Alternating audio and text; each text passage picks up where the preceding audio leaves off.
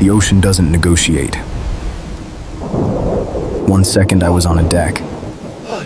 Oh, God. The next I was underneath a mountain of black water, and the ship was in 2 pieces. I hit the surface like concrete. The impact emptied my lungs. Before I could scream, the wave folded over me and dragged me down. I gasped. Water flooded my mouth, my throat, my chest. My arms clawed at nothing. My legs kicked against currents that didn't care.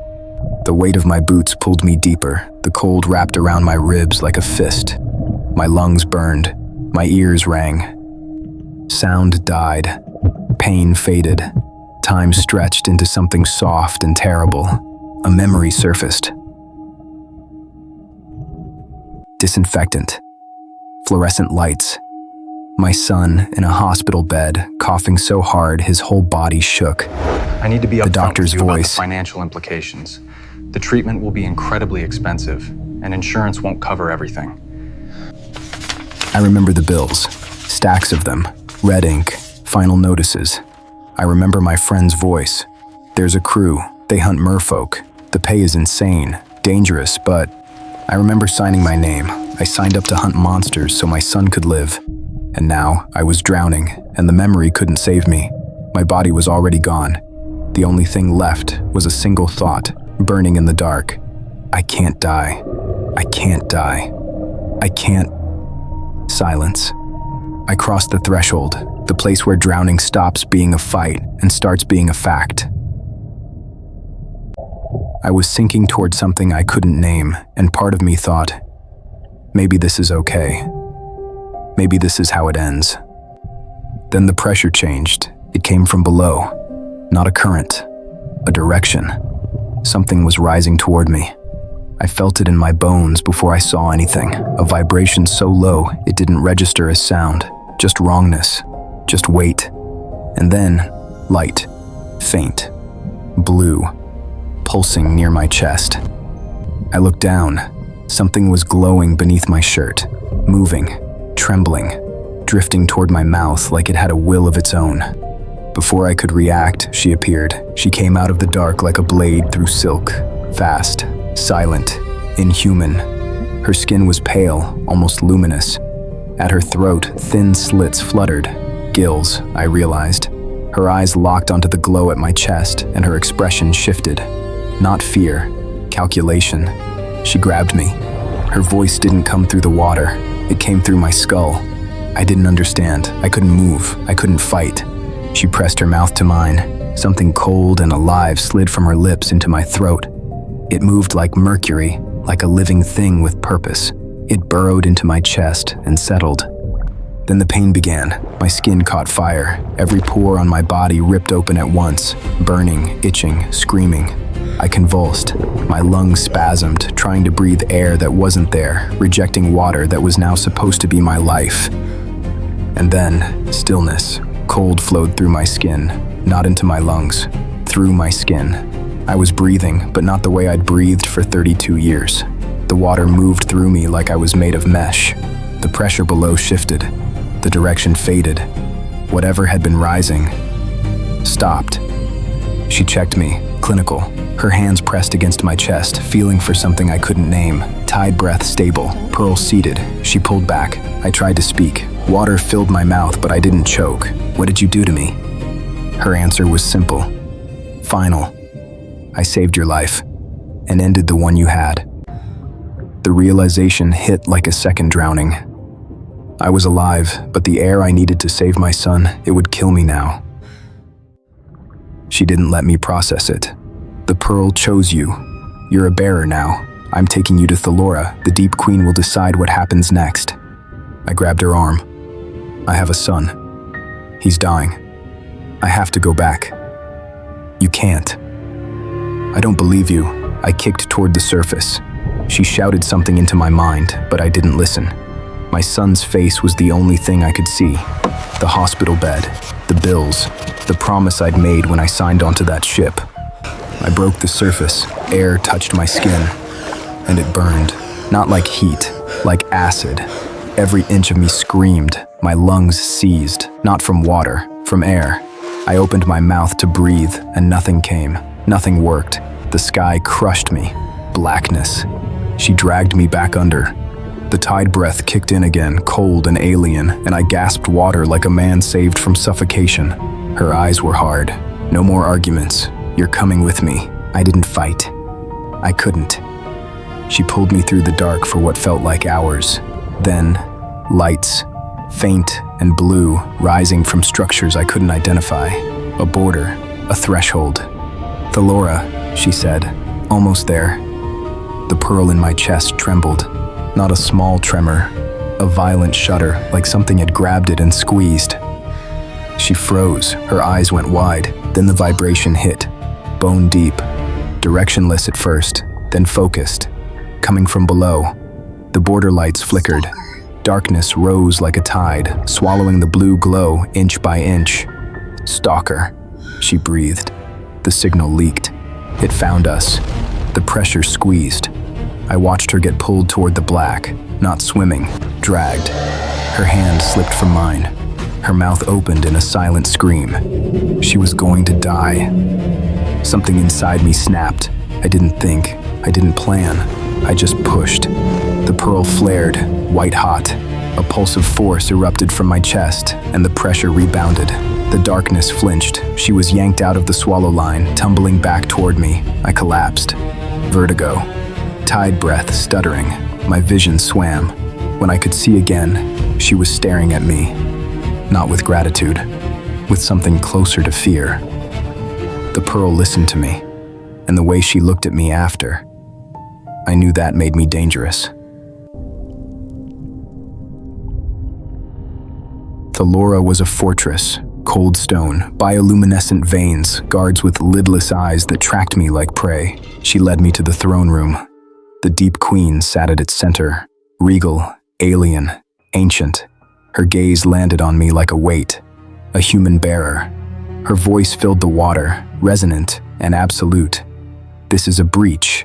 Extract the pearl, or execute him." The sea woman stepped forward. "He saved my life. He triggered the pearl consciously. Killing him may destabilize it further." The queen's expression didn't change. Facts noted. Mercy denied. Only one pearl exists. He cannot be released. My stomach dropped. However, the queen leaned forward. "There is a use for him. The bait trap requires a bearer's signal. He will serve." I didn't know what that meant. I didn't want to. "The depth-binding oath," the queen continued. "He will be bound. He cannot run. He cannot refuse. If he survives, we will discuss terms." The sea woman's jaw tightened, but she said nothing. I found my voice. "My son is dying. If I do this, will you help him?" The queen studied me. For a long moment, she said nothing. "Survive. Then we will discuss possibilities. No promise, no guarantee. Just a transaction I had no power to negotiate." They bound me with the oath. I felt it settle into my bones, a chain I couldn't see but couldn't break. Tomorrow, I become bait, and the thing I'm baiting has never let anything survive. She trained me in a place called the resonance pool. The water hummed. The pearl responded to every ripple, every shift, and she was close, always close. Hands on my chest, calibrating my tide breath, fingers brushing my arms, steadying my pulse. "Controlled leak," she said. "Release a sliver of signal, then clamp it down." I tried. Pressure flickered in the distance, something responding. Too much. Again. I failed. Tide breath destabilized. Pain spiked through my ribs. She caught me. "Signal null," she said. "Suppress the tremor when you're afraid." She triggered fear, sudden darkness, crushing pressure. I panicked. The pearl screamed. I failed. I failed again. Then I held. Better, I wanted to rush. She forced patience. Dead bait catches nothing. Days passed, or maybe hours. Time meant nothing down here. One night, if it was night, she sat beside me in the training pool. Her voice was softer than I'd ever heard it. "You're doing this for your son. Yes, you're a good father." The words hit harder than I expected. I looked at her, really looked, not as my captor, not as my handler, as someone who'd saved my life twice. Someone who'd watched me almost die and dragged me back. "If I don't make it," I said, "find him. My son. Make sure he survives." She didn't offer comfort. She didn't make empty promises. She just nodded. Serious. Final. "I will." Then she kissed me. Not to save my life. Not to bond a pearl. Just because she wanted to. And I didn't pull away. She kissed me, not to save my life, just because she wanted to. And I realized I wanted her to. We left at what might have been dawn. The sink field was wrong. The water felt thick, like swimming through oil. Sound died before it could travel. This was the trap zone, the place where stalkers could be cornered. She helped me set the anchor points. Resonance threads. Pearl keyed to the array. "When you're ready," she said. Her hand lingered on mine. "I'll be here." I released the signal, controlled, steady. The pressure built instantly, stacking on my ribs, my skull, my spine. I felt my bones creak. Then the responses came. Not one, 3. Darkness converging from 3 directions. The stalkers had heard me. "Hold," she commanded. "Lock them in." I suppressed. The array activated. Light erupted along the resonance threads, binding, anchoring, trapping. The counterstrike fired, and the pearl thrashed. Too much. The feedback was too much. I felt myself breaking, blood in my mouth, vision splitting, tide breath failing. She grabbed me. "Together," she said, and she pulled herself against me. No pearl protection, no barrier, just her body sharing the pressure with mine. We held, the containment locked. The stalkers retreated. The darkness receded, and she collapsed. I caught her. She was cold, too cold. Her gills barely moved. "No," I said. "No, no, no." She was dying. She was dying because she'd shared the load. She was dying because of me. I screamed into the water, grief, rage, helplessness, and the pearl heard me. I felt it pulse, not with power, but with recognition. It sensed what she meant to me. It sensed the bond. Dual recognition, transfer. The pearl moved out of me, into her, and then severance began. My skin burned, my lungs screamed, every cell in my body rebelled as the tide breath collapsed and humanity came flooding back. It was agony, brutal, absolute rollback.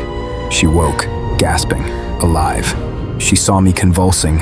She saw what was happening, and she understood. No.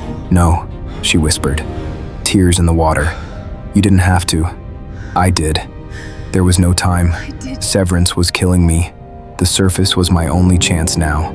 She pulled me upward. She pressed something into my hand, the anchor pearl, priceless, irreplaceable. She didn't say goodbye. She didn't say anything. She just let go. She left. And I was holding her pearl like it was the last piece of her I'd ever touch. I woke on a beach, lungs working, air filling them without pain, human again. The anchor pearl paid for everything, my son's treatment, the bills, the future. He's healthy now. He's alive. But I couldn't stop thinking about her. Weeks passed. Months. Normal life resumed, and it felt like a costume that didn't fit. I'd walk along the shore and stare at the horizon. I'd dream of pressure and darkness and a kiss that wasn't meant to save me. One day, I went back to sea, not to hunt, to search. The storm came out of nowhere, a giant wave, just like before. The boat flipped. I hit the water. I sank. I couldn't breathe. I was drowning. Again. Darkness crept in, the threshold approached, and then, light. Blue. Rising from below. I opened my eyes, and she was there, like she'd been waiting the whole time.